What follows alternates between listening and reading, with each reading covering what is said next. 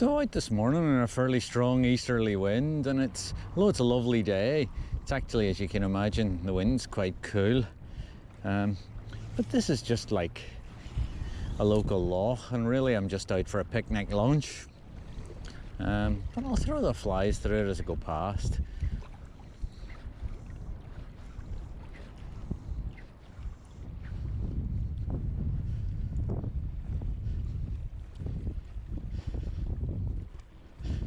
So I'm doing a bit of walking here just to get into the slightly more sheltered bays, and also places just where it's a wee bit easy for casting, or a wee bit easier. In part just because I'm lazy, and also in part because, like I say, there's things I want to see as I go along. So it should be easier over here, where we should be able to put the wind on over our left shoulder. Still quite gusty though, for a forecast that was for calm. Though when saying that out here, this is calm basically.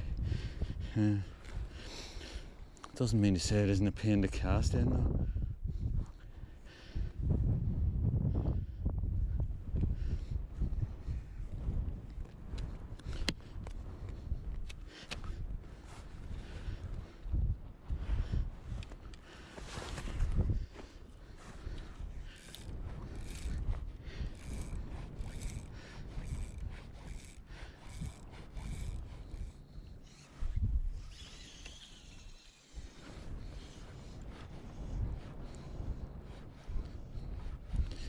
Well, it's better here with the wind behind me, makes for a lot easier casting.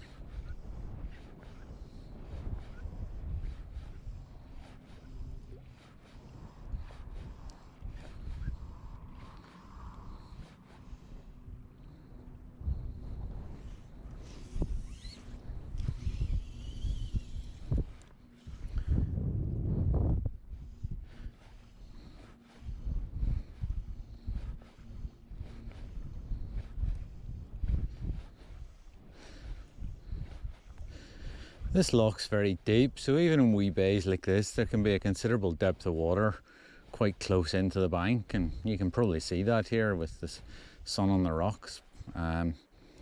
There's a goodly depth of water just a few feet out, you know.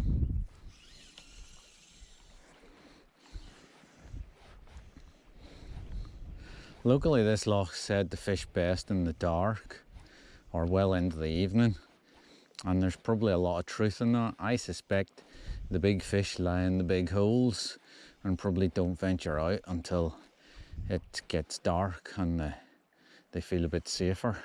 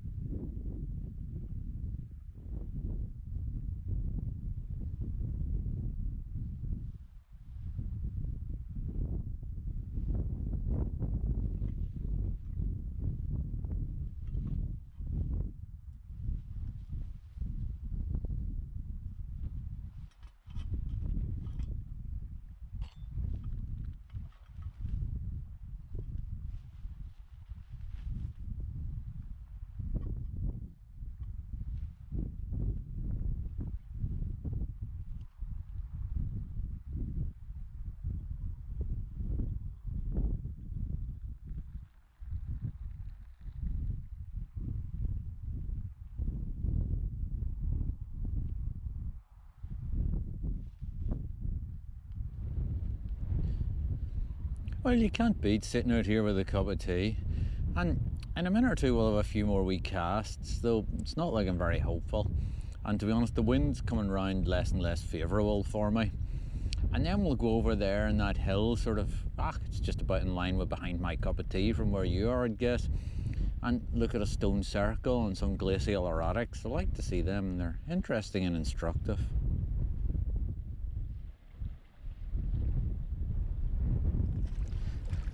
So having taken some tea, I thought I'd better take the bad look off it by having another cast or two.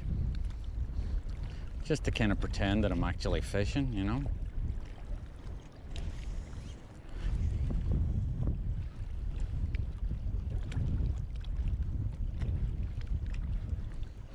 The island out in front of me said to hold the oldest building in the village. Oh, hold on. Also, there's a wee tiny trout beside it. But yeah, so that cairn and whatnot was all part of, and some dodgy kind of bandit type character was supposed to have lived in it. I don't know if he did or not, but it's certainly very old. They've had archaeologists out to it for a wee look.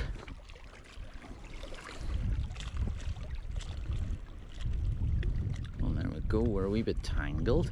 Let's untangle you. So there we go, wee tiny fish just.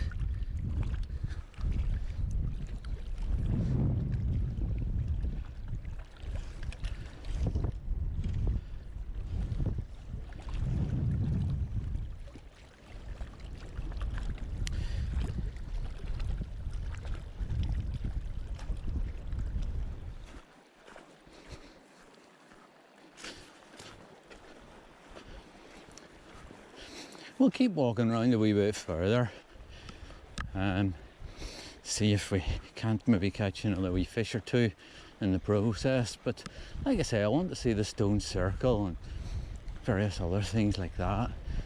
I see there's a bit of a fracas going on up there. Maybe you can't see it. It's the ravens mobbing the eagle over the hill.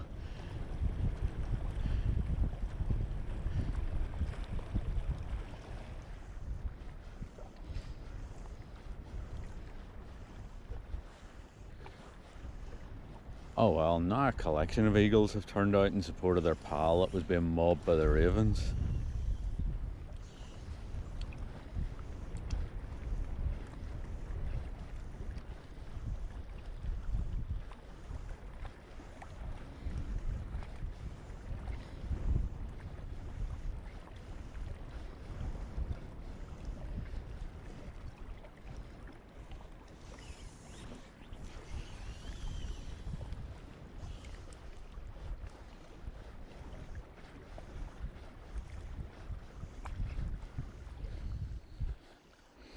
A wee bit of cloud cover coming. Don't know whether that'll help the fishing or not, but what I'm going to do is walk around now to the stone circle.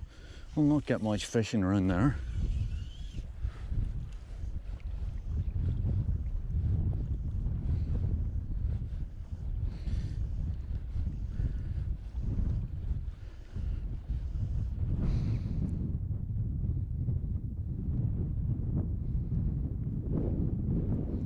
So here we are, our own private stone circle. There's only two stones standing, this one here and that one over there. And you can see the way the peat has grown up around the stones. When the stones were put here, they were put on the bedrock that existed at the end of the last ice age. But about 2,600 years ago the climate cooled. And of course then what happens is the peat grows up around the stones because the conditions weren't suitable. It was too warm for the formation of peat before about 2,600 years ago. And we have Sphagnum cuspidatum, probably, cuspidatum I would say, in there, which is active peat growth, if you like. So the peat's still growing up around these stones. And this one up here, something similar. You can see the way the peat has grown up around it. There are also fallen stones in the circle, and the best ones over there are most obvious perhaps. So if I come down this way, get to see a fallen stone, and it's just, I don't know, it's incomprehensible that a bloke was standing here 4,000-5,000 years ago putting this big stone on this hill, you know. And in a minute I'm going to go up behind that one and have my lunch, and I find that just staggering.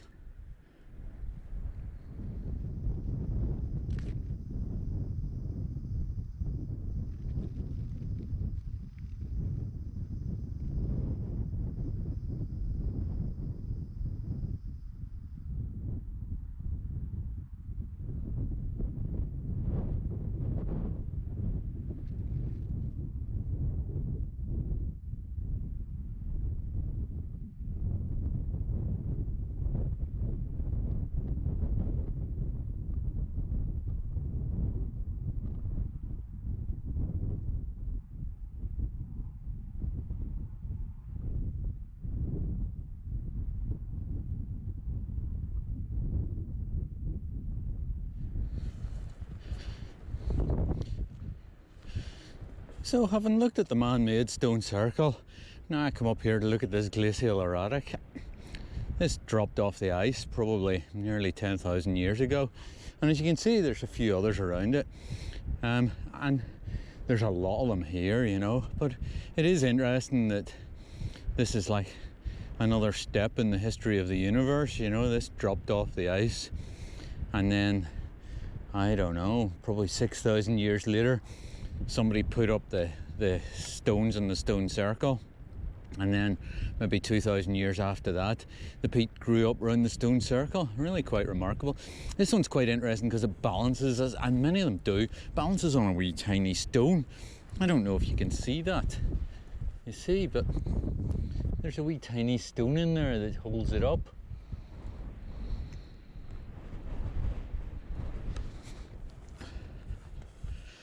And this is another one, and again it's just completely kind of amazing how it came to be balanced like this. I mean, it looks like you could lean on it and push it over, you know.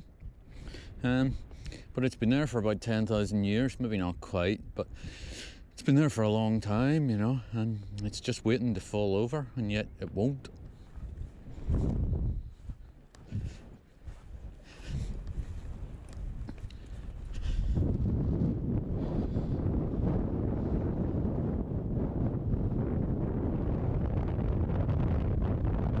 We'll walk down past the glacial erratics and then down through the stone circle and head back towards the car. And the wind has come quite strong from what would be the wrong direction to fish off this bank, so that's not going to happen. I think the fishing's over for the day, unless we have a wee cast off the far bank. But like I say, most of my reason for coming out was to come out and have my lunch at the stone circle, so that's what we did, and it is fantastic to see it, you know.